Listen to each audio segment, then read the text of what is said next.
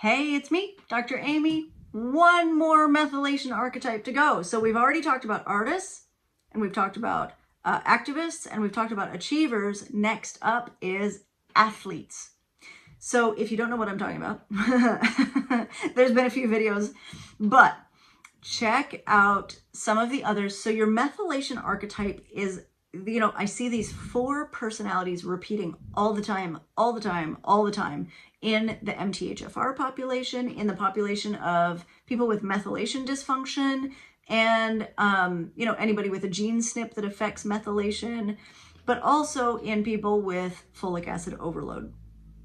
So if any of these sound like you, it's probably a good thing to look into. If you're not sure, you can take a free personality quiz at tohealthwiththat.com, tohealthwiththat.com. It is also in the notes for this video. But check it out. There are downloadable resources. There's blog posts about the methylation archetypes. But let's get back to the athletes. So athletes and achievers are really highly linked. The big difference, so athletes are highly competitive, obviously. They can be very perfectionist. They can just really want to always push to the next like benchmark, the next, whether they're competing with themselves or other people, doesn't matter. And so these athletes really, truly are just competitive. Also tend to have high histamine pictures, right? So like classic hay fever allergy symptoms where they have the sneezing, the runny nose, the watery eyes, the histamine flush after working out a lot of times, intolerance to high histamine foods like leftovers or wine and beer or fermented things or whatever. But the thing that makes athletes athletes is that one of the things that reliably makes them feel better. So athletes don't have to be actual athletes, right? It doesn't matter. You could be a weekend warrior. You could just really like your runs. You could really like your walks. It doesn't matter. That's not the point. The point is, in order to feel well and to feel mentally and physically well, you have to have that activity level, right? You have to have that hard exercise. And it's usually hard exercise that I hear people talk about. It's not like I need to go to the gym and, spend a few minutes tinkering around on a treadmill. It's like, I need to work up a sweat. I need to get there. And then, once I'm done, I'm okay again, right? But if I don't do this, I start getting a little crazy.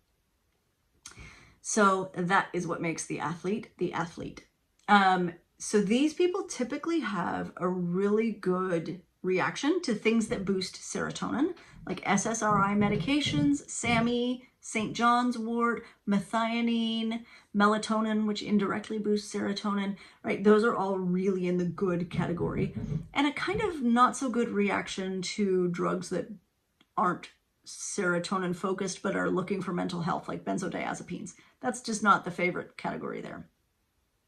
Also, really wonderful reaction to antihistamines. Antihistamines very often make these folks just feel better as a whole, right? Like, I take my allergy medicine year round, not just allergy season, because it's good, right? Like, this makes me better. Tend to not have such a good reaction to folates.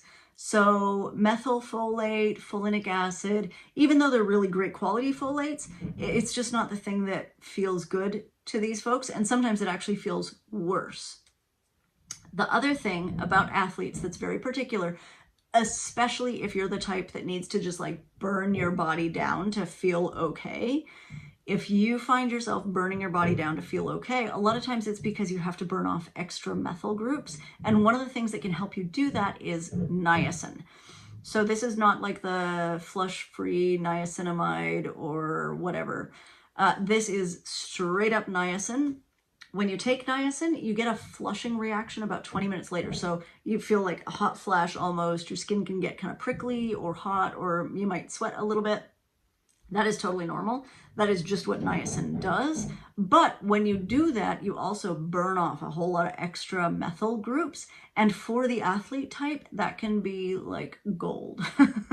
Because it's basically sort of like getting a workout in without getting a workout in, right? So the niacin can be a really helpful tool for the athlete group. And that's one of the only big differences between the achievers and the athletes, right? Because the personality types are so similar, but the achievers are less likely to have that good reaction to niacin and less likely to be as like just dependent on exercise for being okay. If you're not sure what your personality type is, take the free quiz at tohealthwiththat.com, tohealthwithathat.com. And there's, free downloadable roadmap, there's all sorts of resources, and there's also blog posts that dive deeper into these methylation archetypes. Okay, thanks for being here. Bye, guys.